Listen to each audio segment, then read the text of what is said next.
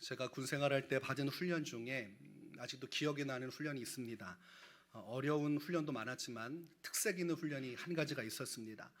그것은 다른 전우에게 자신의 몸을 내맡기고 그 두 눈을 손수건으로 가리고 그 손을 붙잡고 그 뒤만 따라가는 것입니다.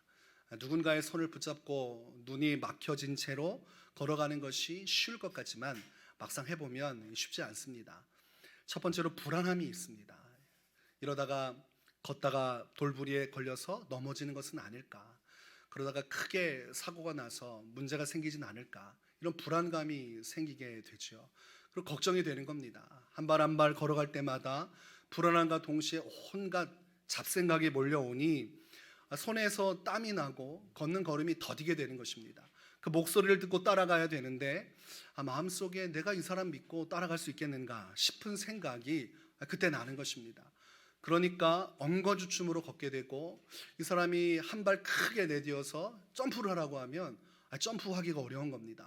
괜히 점프했다가 크게 넘어질 것 같은 두려움이 오니까 망설이게 되고, 얼마큼을 뛰어야 될지 이거에 대해서 불안감이 자꾸 오게 되니까 생각만 많아지는 겁니다. 그렇게 온갖 생각에 사로잡혀서 한 바퀴를 돌고 나면 온몸에 힘이 쫙 빠지는 겁니다. 그래서 훈련이 끝나고 나서 다시 한번 제가 왔던 길을 되돌아가 봤습니다. 그런데 막상 가보니까 별것도 아닌 겁니다. 한 발 크게 내딘 데를 보니까 냇가처럼 되어 있는데 졸졸졸 물이 흐르고 있고 그냥 신발 신고 지나가도 큰 문제가 없는 그런 곳이었습니다.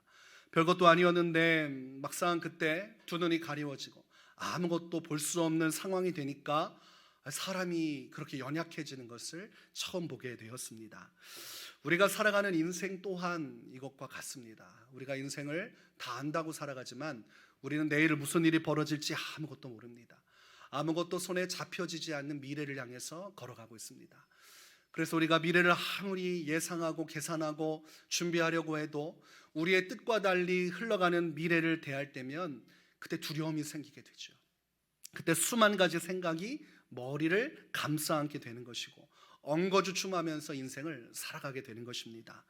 마치 어두운 실내에 들어가서 아무것도 보이지 않게 되면 여러분 어떻게 하십니까? 바로 자세를 낮추고 바닥을 더듬게 되죠. 아무것도 보이지 않아요. 정전이 되어서 아무것도 안 보일 때 여러분 막 거침없이 앞으로 갑니까? 아니죠. 그러다가 벽에 부딪히면 큰일 나지 않습니까? 그러다가 잘못 만져가지고 칼에 손에 베이면 안 되잖아요. 그러다가 귀중품 무너뜨리면 안 되니까 아주 더듬어서 조심스럽게 엉거주춤하게, 때로는 기어가면서 어디가 벽이고 어디가 문이고 어느 방향으로 가야 되는지 하나하나 조심스럽게 그렇게 갑니다. 그럼 얼마나 수고스럽고 힘들어요. 막막한 마음으로 더듬어 가는 것이죠. 운전하다가 보면 어느 날 안개가 확 하고 피어있는 날이 있어요. 앞이 잘 보이지 않고 시야가 뚜렷하지 않으면 그때 속도 내는 사람이 있습니까? 천천히 가죠. 문득 앞에 큰 차가 머물러 있으면 들이받으면 대형 사고 아닙니까? 한 번은 운전하고 가는데 앞에 있는 차가 갑자기 배기가스가 한 번에 몰아 나왔는지 뭉 하더니 제 차 앞에 전체가 안개처럼 연기로 덮인 겁니다. 정말로 하나도 보이지 않는 만큼 그 차가 무슨 사고가 난 것처럼 뿌연 연기가 나서 차가 앞으로 갈 수가 없는 거예요. 일순간 브레이크 밟고 기도했습니다. 뒷차가 들이받아도 문제고 이 앞에 차가 어떻게 됐나 싶었는데 이 차가 아무렇지도 않다는 듯이 그렇게 온통 앞을 가려놓다가 그냥 가버렸습니다. 그때 시야가 가려진다는 것이 얼마나 무섭고 두려운 일인지 그때 마음속에 큰 경험을 했던 기억이 납니다. 우리의 인생을 살아가면 예측할 수 없는 일들이 너무나 많죠. 하나도 알 수 없어요. 인생은 오리무중과 같습니다.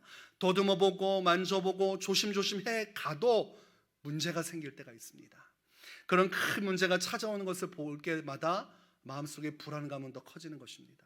이렇게 살다가 내 인생에 큰 어려움이 닥치면 어떡하나, 내가 생각하지도 못한 내 인생의 절망적인 순간이 오면 어떡하나, 이 불안한 마음이 생기는 거예요. 그래서 그 마음속에 평안을 얻지 못하고 매일의 삶이 불안하고 초조하고 무섭고 매사가 걱정되고 근심되는 일들이 벌어지게 됩니다. 근데 한번 이렇게 인생에 대한 두려움이 찾아오면 중요한 것은 쉽게 가시지 않는다는 겁니다. 확 하고 어둠이 걷히고 빛이 오는 것처럼, 구름이 걷히고 맑은 날이 오는 것처럼 그렇게 마음에 회복이 와야 되는데 한번 불안함이 들어오면 자리를 잡고 떠나지 않는다는 것이 문제가 됩니다.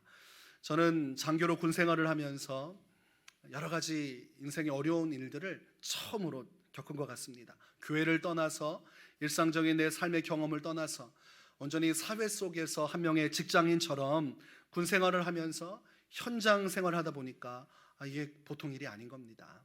그때 제가 가장 걱정했던 것은 이 병사들의 사고 문제가 날까 봐 그것이 큰 걱정이었어요. 군단에서부터 사단, 사단에서 연대, 연대에서 대대, 대대에서 중대, 중대에서 소대 이르기까지 한참 민감한 것은 사고가 나면 안 된다.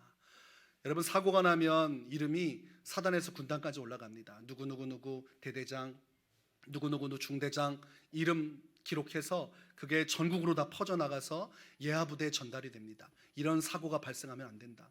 아니, 입신양명은 못해도 전부대에 사고살이 들어가면 안 되지 않습니까? 그리고 한번 사고가 나면 부대가 발칵 뒤집혀져요.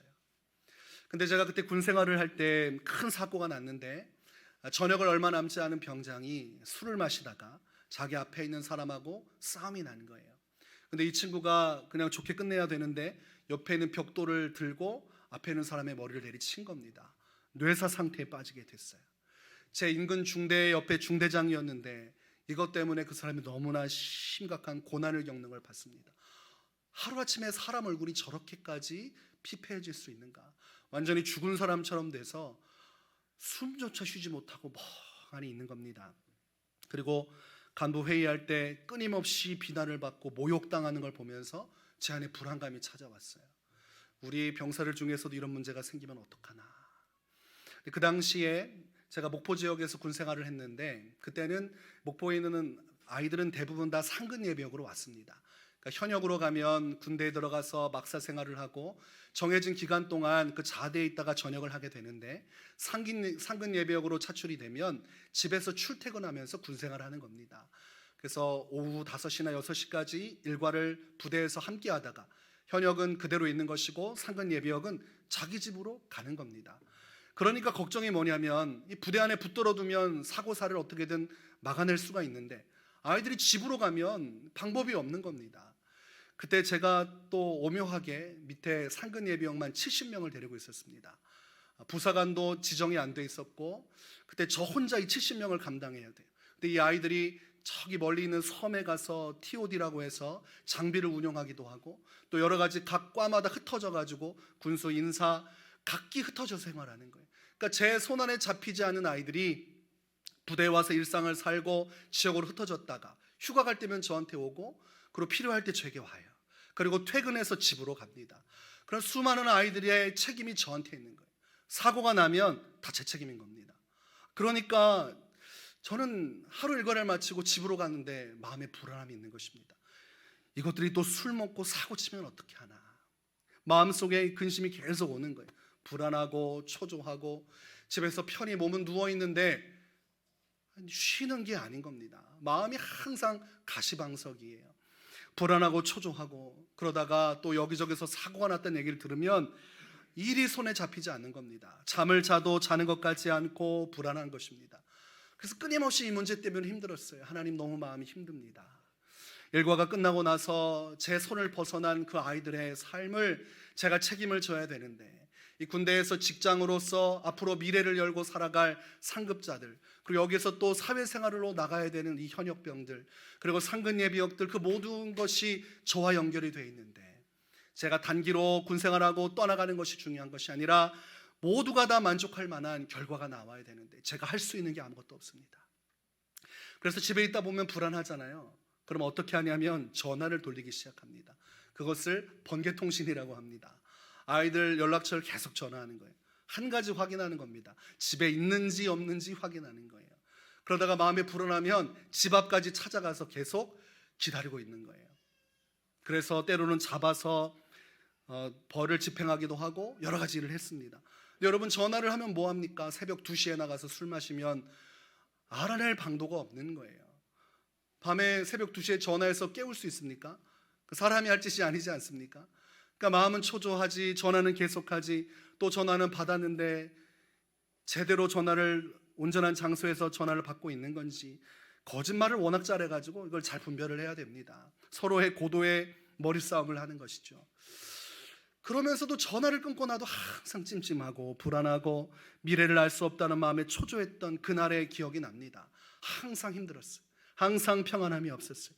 이 문제 가지고 고민을 많이 했던 기억이 납니다. 찬송 중에 내일 일은 남 몰라요 라는 찬양이 있습니다.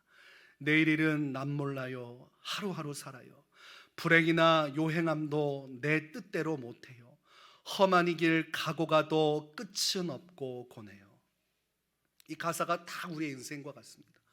아무것도 모르는 것이죠. 우리에게 어떤 일이 닥칠지 마음의 불안함은 커져가고 피곤하고 지치는데 내 마음대로 되는 게 없습니다. 열심히 인생 살아가면 된다고 해서 살았는데 내 손이 미치지 않는 곳에서 사건 사고가 발생하는 거 어떻게 할 수 있겠습니까? 열심히 직장 생활하고 열심히 일하다가 직장이 홀라당 문제가 생겨가지고 무너져 내리면 그거 어떻게 하겠습니까? 사업장에 잘 열심히 최선을 다했는데 사건 사고가 나고 화재가 발생하고 문제가 발생하면 그거 어떻게 하겠습니까? 내 손을 벗어난 일들이 너무나 많고 그것들을 하나하나 생각하면서 준비하려고 하면 머리가 터져나갈 것 같아요. 다 준비할 수도 없을 뿐더러 준비해도 뜻하지 않은 일이 발생할까 봐 계속 힘든 것입니다. 그래서 여러분 인생을 열심히 살려고 하지만 그럴수록 피곤해지는 것, 그게 인생의 덫이라고 할 수 있어요. 너무나 괴로운 것입니다. 교회에서 예배하고 있음에도 불구하고 생각은 온통 사회의 생각, 지금 내가 겪고 있는 문제에 대한 것으로 가득한 사람들이 많아요. 옆에서 눈물을 흘리며 찬양을 하고 기뻐하는데 그걸 보면서 남의 일처럼 느껴질 때 벌써 우리는 덫에 걸린 것입니다. 내가 해결할 수 없는 나의 인생의 문제, 그곳에서 이미 마음은 풍랑 속에서 깊은 심해로 빠져가고 있는 것과 같습니다. 오늘 본문의 말씀은 욥의 고백이 담겨져 있는 것입니다. 여러분, 욥이 얼마나 큰 고난을 당했습니까? 얼마나 큰 괴로움이 그의 인생 가운데 찾아왔습니까? 그런데 욥은 오늘 본문 10절에서 이런 고백을 하고 있습니다. 그러나 내가 가는 길을 그가 아시나니 그가 나를 단련하신 후에는 내가 순금같이 되어 나으리라. 무엇을 인정하고 있어요? 나는 다 알 수 없습니다. 나는 내 미래를 다 알 수 없습니다. 내가 아무리 노력하고 수고하고 해봐도 인생은 내 뜻대로 되는 것이 아닙니다. 다만 주님이 모든 것을 알고 계시기에 나는 주님만을 의지하겠습니다. 여러분, 얼마나 현명한 것입니까? 사람이 자신의 인생을 궁구하고 아무리 묵상해도 결론적으로 아무것도 알 수 없는 것이 인생입니다. 그것을 받아들일 수 있어야 합니다. 모든 걸 알 수가 없어요. 부부관계 속에서 모든 것을 다 알려고 하면 그때부터 부부관계는 끝나는 것입니다. 의부증이 생기고 끊임없이 일상을 파고 들어가면 그 가정은 파괴되는 것입니다. 서로 믿어주고 신뢰하고 그리고 서로 간에 간격이 있어야 돼요.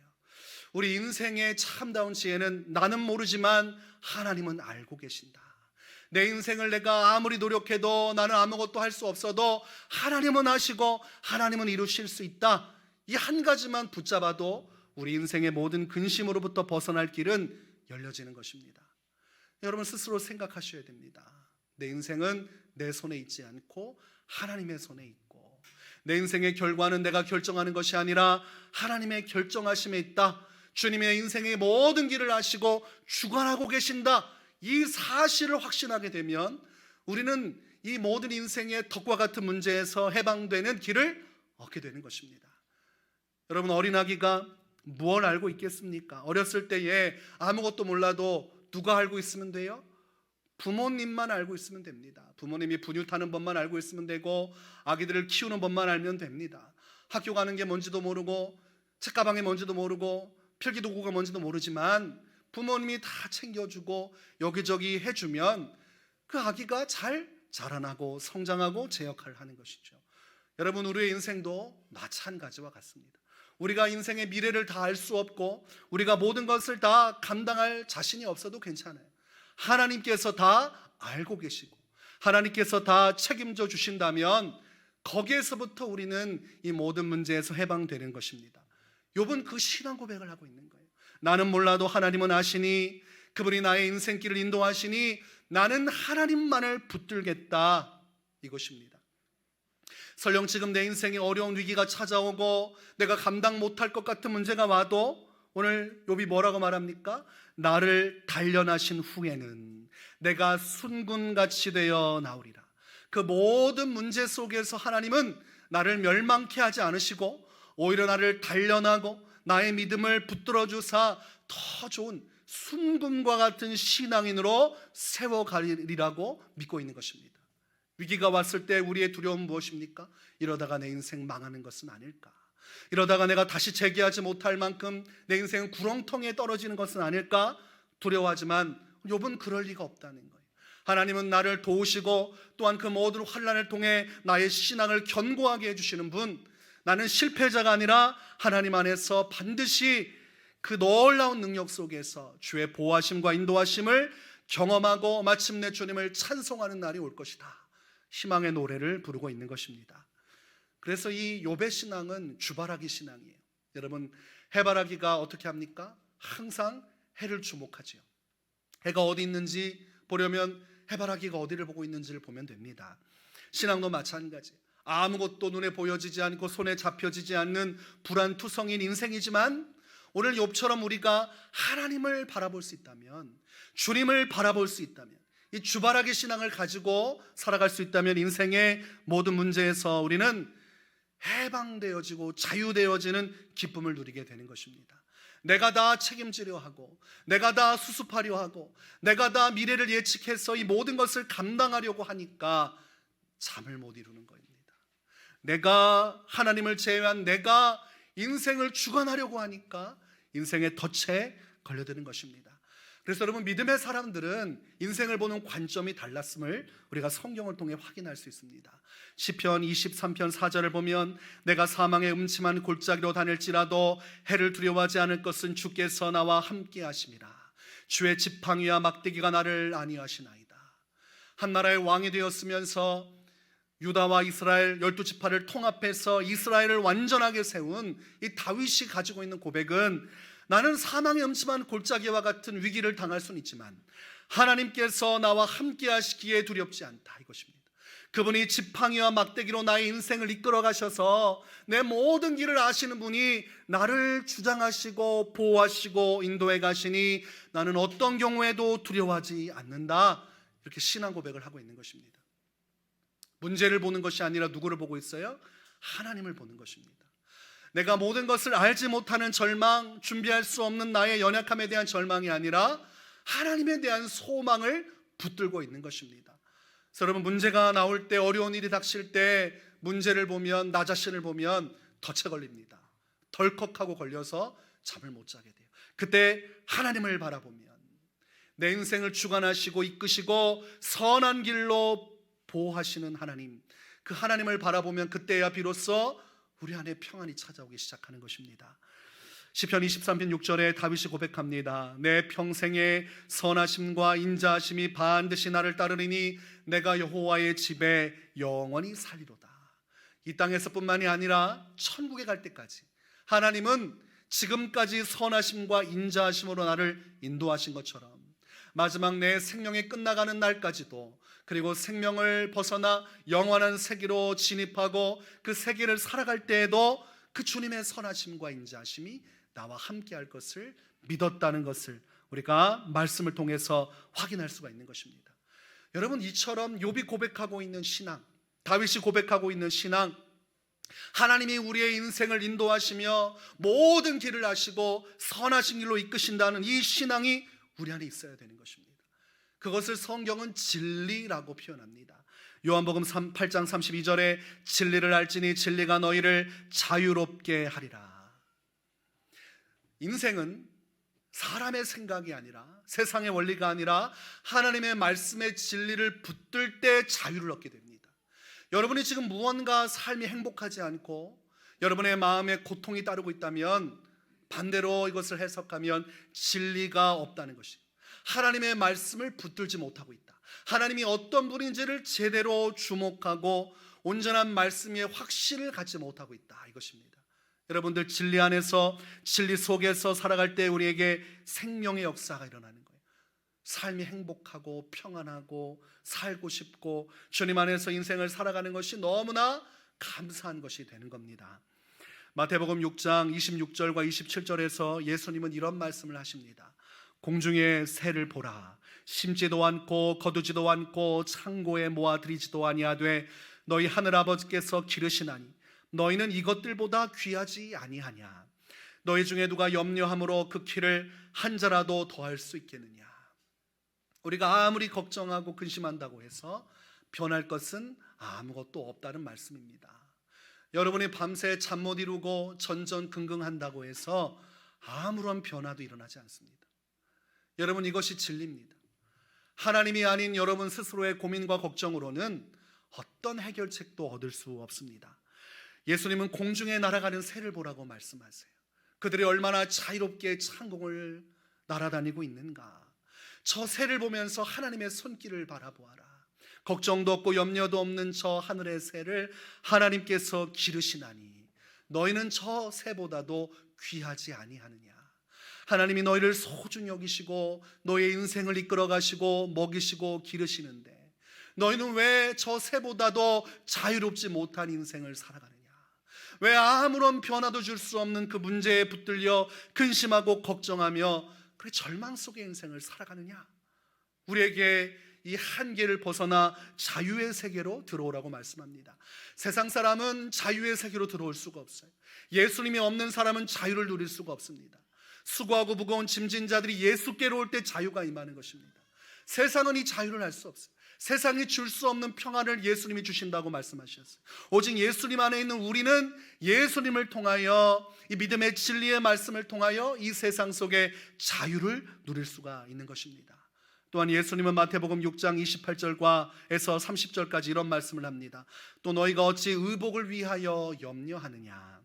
들의 백합화가 어떻게 자라는가 생각하여 보라. 수고도 아니하고 길쌈도 아니하느니라. 그러나 내가 너희에게 말하노니 솔로몬의 모든 영광으로도 입은 것이 이 꽃 하나만 같지 못하였느니라.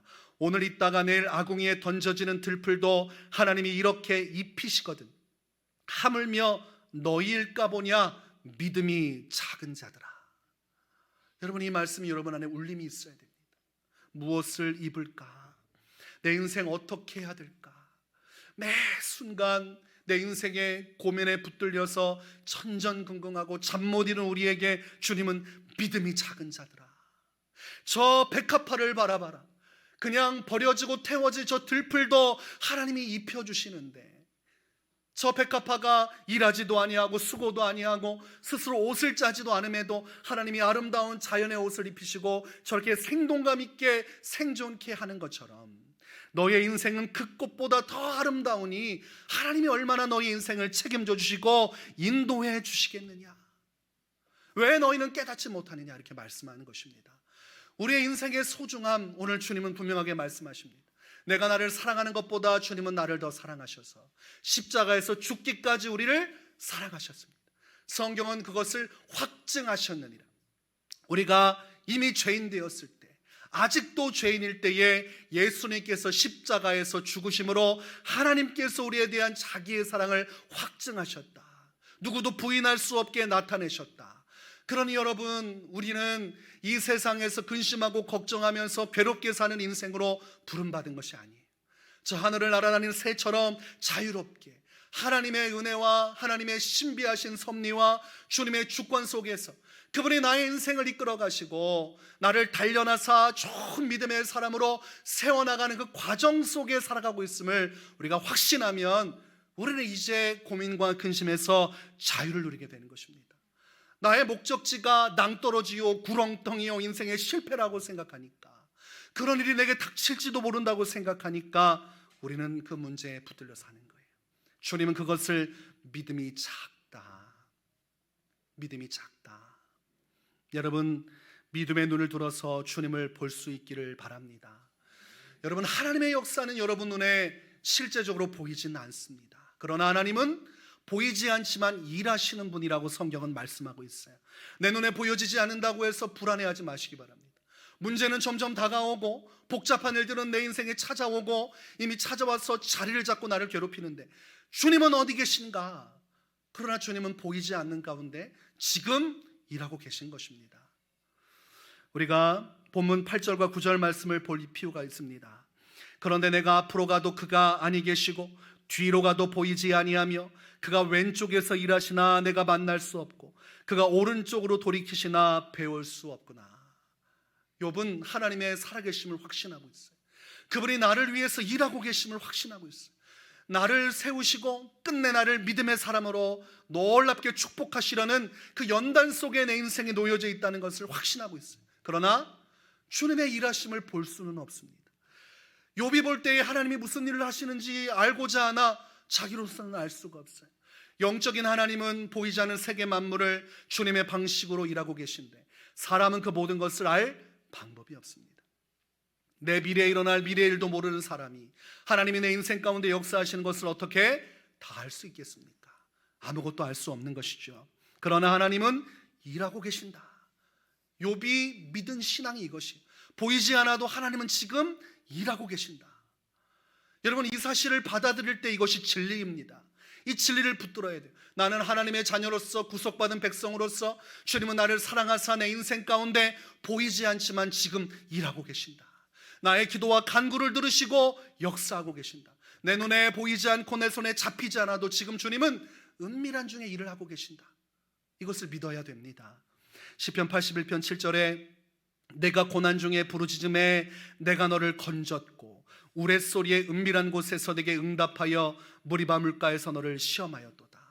우리 하나님의 일하시는 것은 은밀한 일이라 사람은 다 알 수가 없어요. 출애굽기를 보면 이스라엘 백성들이 고통 속에서 몸부림치며 하나님께 소리쳐 기도합니다. 요셉을 알지 못하는 새로운 왕이 일어나 이스라엘 백성들을 노예 취급하고 그들을 부려먹기 시작했어요. 하나님께서 가뭄 속에서 건져내신 요셉과 그의 후손들이 이집트에서 자리를 잡았지만 그들의 인생은 불행했습니다. 무겁고 수고로운 짐이 그들을 괴롭히고 있었어요. 그때 하나님께 부르짖었지만 하나님의 역사를 볼 수가 없었어요. 그래서 한탄하고 괴로워하며 고통스러워했지만 여러분, 출애굽기의 말씀을 보면 모세에 대한 기록이 시작되면서 우리는 그 말씀을 통해 주님의 섭리의 역사를 보게 되는 것입니다. 여전히 삶의 어려운 일은 있지만 주님은 그 가운데서 이미 모세를 통한 구원의 여정을 시작하셨음을 알 수 있어요. 백성들은 인지하지 못했지만 모세라는 인물을 하나님께서 물에서 건져내시고 그를 광야로 몰아내사 그곳에서 떨기나무 속에 만나주시고 사명을 부여하셔서 이스라엘 백성들을 마침내 애굽에서 건져내어 가나안 땅으로 인도할 응답의 역사를 주님은 이미 시작을 하셨음을 우리는 알 수 있습니다. 그러나 백성들은 그게 보여지지가 않는 것입니다. 모세가 누군지 어떻게 알며 모세가 광야에서 고생하는 것이 자신들과 무슨 상관인지 어떻게 알겠습니까? 이와 똑같아요. 여러분, 우리의 인생도 똑같습니다. 하나님은 지금 우리 인생 가운데 역사하시지만 우리는 알 수가 없어요. 그러나 지금도 우리 인생에 모세를 세우시고 하나님의 응답을 통해서 일하고 계시고 마침내 그 응답의 실체는 우리에게 드러나는 때가 있을 것입니다. 때가 참에 모세를 보내시고 때가 참에 예수님을 보내시고 때가 참에 우리 인생의 주님은 필요한 모든 것들을 채우시고 우리 인생을 선한 길, 하나님의 믿음의 역사를 이룰 수 있는 우리를 장성한 믿음의 사람으로 세우시는 길로 이끌어가는 것입니다. 열왕기하 6장을 보면 엘리사 한 명을 잡기 위해서 아람 왕이 수많은 병거와 말과 병사들을 도단으로 보냅니다. 이로 헤아릴 수 없는 많은 병사들이 이미 성을 둘러싸고 있고 엘리사와 그의 종 게하시는 그 포위된 성 안에 있었습니다. 그때 게하시가 무엇이라 말합니까? 아, 내 주여, 우리가 어찌하리까? 게하시가 탄식하기 시작해요. 이 성 전체의 벽을 넘어서 적들이 진을 치고 있으니 얼마나 두렵겠습니까? 그때 엘리사가 이렇게 말합니다. 두려워하지 말라.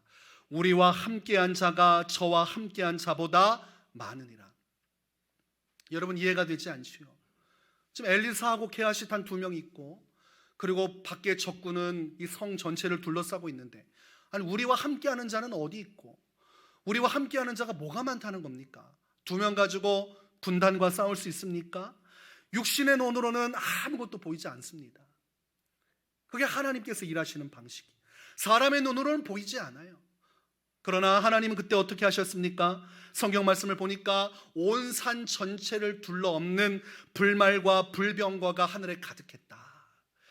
성경 말씀이 이렇게 기록하고 있습니다. 열왕기상 6장 17절에 기도하여 가로되 여호와여 원컨대 저의 눈을 열어서 보게 하옵소서 하니 여호와께서 그 사환의 눈을 여심해 저가 보니 불말과 불병거가 산에 가득하여 엘리사를 둘렀더라. 이것이 영적인 세계입니다. 하나님은 보이지 않지만, 하나님이 일하시면 나타나지 않지만, 영의 눈을 들어 믿음의 눈을 들어보면 하나님은 우리를 진치시고 보호하시고 우리의 인생길을 선하심과 인자하심으로 이끌어 가시는 것입니다. 여러분, 그것을 믿을 때 우리는 자유를 얻습니다. 큰 위기가 닥쳐도 마음은 자유를 얻는 거예요. 하나님이 계시기 때문입니다. 로마서 8장 28절에 우리가 알거니와 하나님을 사랑하는 자 곧 그 뜻대로 부르심을 입은 자들에게는 모든 것이 합력하여 선을 이루느니라. 내가 고민하고 고뇌하는 문제들이 수없이 찾아오지만 하나님은 우리를 버리지 아니하시고 지켜주사 그 모든 위기와 환난을 통하여 아름다운 선을 이루사 우리의 인생을 가장 좋은 길로 이끌어 가신다는 겁니다. 우리의 인생길을 다 아시고 우리의 인생을 이끌어 가신 하나님이 우리의 인생 가운데 이렇게 분명하게 계신데 왜 우리는 걱정하고 근심하며 그렇게 덧없이 잠 못 이루는 날들을 살아갈 수 있겠습니까? 여러분, 하나님을 바라보시기 바랍니다. 하나님을 바라볼 때 우리 인생의 홍해는 갈라지게 되어 있습니다. 하나님을 바라볼 때 우리를 붙들고 있는 인생의 여리고산과 같은 문제들은 무너져 내리게 되어 있습니다. 여러분, 우리가 다 알지 못해도 상관없지 않습니까? 당장 1시간 후에 어떤 일이 벌어질지 누가 알겠으며 내일 당장 무슨 일이 벌어질지 우리가 어떻게 예상하겠습니까? 지금 지나간 과거의 일들도 우리는 한 번도 예상하지 못했던 일들입니다. 앞으로의 미래도 그러할 것입니다. 그러나 그것 때문에 속상해하거나 그것 때문에 낙심하거나 그것 때문에 두려워하지 마십시오. 하나님은 다 알고 계시며 하나님은 모든 것을 주장하사 선한 길로 이끄시나니 주님만 붙들면 되는 것입니다. 우리는 다 몰라도 되는 것이. 그래서 여러분, 이 시간 여러분 마음속에 고백이 있어야 됩니다. 주님, 저는 아무것도 모릅니다. 제 인생길 아무것도 몰라요. 흑암과 같고 안개와 같고 모든 것이 두려운 상황이지만 주님을 믿습니다. 주님이 내 인생을 지켜주시고 보호하시고 나의 믿음을 연단하사 더 좋은 믿음의 사람으로 세워나가는 그 과정 속에 있음을 내가 믿습니다. 아무것도 모르지만 주님을 붙드오니 주여 나의 인생을 인도하여 주옵소서. 이 기도가 여러분 마음속에 자리를 잡게 되면 그 다음부터 해방의 순간이 와요. 어둠의 권세가 여러분을 붙들고 낙심하게 하고 절망하게 할 때 이 믿음의 선포를 하고 사탄아 물러가라, 주님이 내 인생을 붙들고 계신다. 나는 멸망하지 않으며 주님은 가장 선한 길로 모든 것을 아시고 주관하신다. 떠나가라 사탄아. 대적하면 마귀는 도망가는 것입니다. 그때부터 하나님의 평안이 우리 인생을 붙들어주는 것입니다. 여러분, 복잡하고 아무것도 잡히지 않을 때 우리가 할 수 있는 한 가지가 있는데 하나님을 바라보는 것, 즉 하나님을 바라보며 그의 말씀을 따라 순종하며 나가는 것입니다. 위기가 닥치면 어떤 사람은 에라 모르겠다, 신앙 다 내버리고 막 사는 사람들이 있습니다. 신앙생활 해봤자 무슨 도움이 되겠는가? 사단이 마음속에 불을 지르면 그 불이 붙어서 예배생활이고 기도생활이고 다 내버려둡니다. 그러나 욥은 그렇게 하지 않았어요. 욥의 고백을 잘 보십시오. 본문 11절과 12절에서 내 발이 그의 걸음을 바로 따랐으며 내가 그의 길을 지켜 치우치지 아니하였고 내가 그의 입술의 명령을 어기지 아니하고 정한 음식보다 그의 입의 말씀을 귀히 여겼도다. 두려운 인생 속에서 욥이 할 수 있는 것이라고는 주님을 바라보며 그 말씀대로 하루하루 살아가는 것입니다. 여러분, 인생 가운데 위기가 찾아올 때 절대로 요동하지 마시고 침착하시기 바랍니다. 주님을 바라보고 평소와 똑같이 이 말씀을 붙들고 흔들리지 않고 그 명령을 따라 그 말씀을 소중히 여기며 살아가면 어느새 그 문제는 사라져 있습니다. 그것이 하나님이 일하시는 방식입니다. 끝까지 하나님께서 머물러 하시고 하나님께서 말씀하시고 하나님께서 감동 주시는 그 말씀을 따라 꾸준히 나아가면 어느새 문제는 사라지는 것입니다. 그러니 여러분의 인생은 여러분의 손에 있지 않고 누구에게 있습니까? 하나님께 있는 것입니다. 하나님을 바라보고 말씀을 따라 묵묵히 나아가면 하나님께서 여러분의 인생을 선한 길로 인도해 가십니다. 여러분의 길을 이끄신 하나님, 그분을 바라보면서 거대한 하나님의 섭리와 그분의 완전하심을 깊이 경험하고 오히려 주님을 찬송하는 인생이 될 수 있기를 주의 이름으로 축원합니다.